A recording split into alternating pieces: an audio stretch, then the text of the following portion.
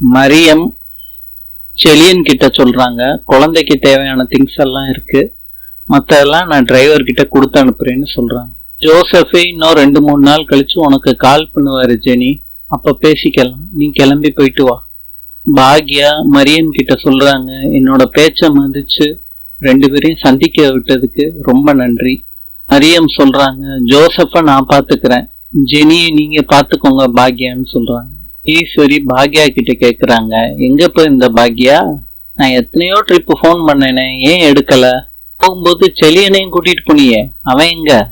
அத்தை வந்துருவான் அத்தை, அதாவது பிரச்சனையா எழில? கோபி அப்படின்னு கூப்பிடுறாங்க. கோபி நான் பாக்யா கிட்ட கேட்டா எதுவும் சொல்லாம கிச்சனுக்குள்ள போயிட்டா.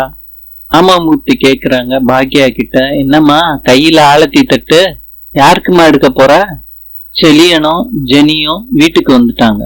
பாக்யா ஆலத்தி எடுக்கிறாங்க.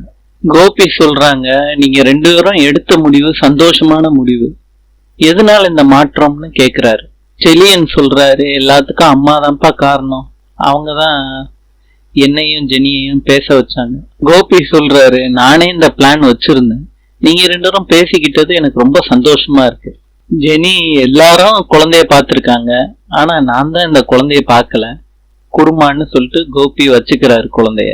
எல்லாரும் ஹாப்பியா இருக்காங்க. நாளை சந்திப்போம். இன்று பங்களாதேஷின் தலைநகரம்